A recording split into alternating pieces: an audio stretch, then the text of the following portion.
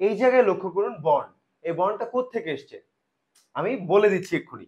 দেখুন বিয়ার একটা ভার্ব আছে, বিয়ার, এইটার দুইটা অর্থ আছে, একটা হলো বহন করা, একটা হলো বহন করা। এক্সাম্পল হিসেবে দেওয়া যায় কি,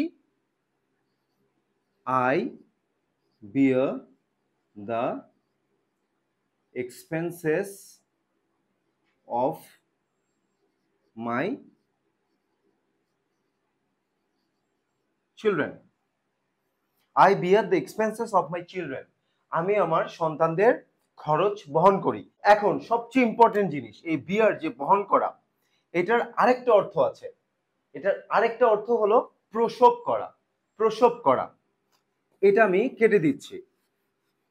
এই বিয়ারের আরেকটা অর্থ হলো প্রসব করা।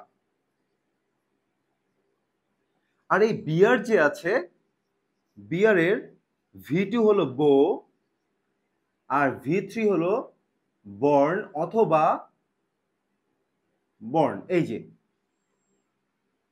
V1 V2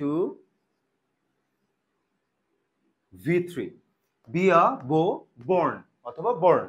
এই এখন আই ওয়াজ বর্ন ইন 1998, এখন প্রসব করা মানে কি, প্রসব করা অর্থ হলো যে জন্ম দেয়া। তাহলে আমি নিজে নিজে জন্মগ্রহণ করিনি, আমাকে জন্ম দেয়া হয়েছে, এখানে প্যাসিভ হয়েছে, প্যাসিভ হওয়ার কারণে এইটা V3 হয়ে গেছে।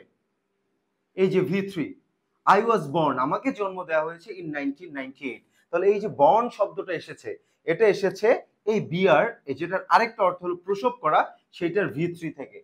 আশা করি সবাই বুঝতে পেরেছেন।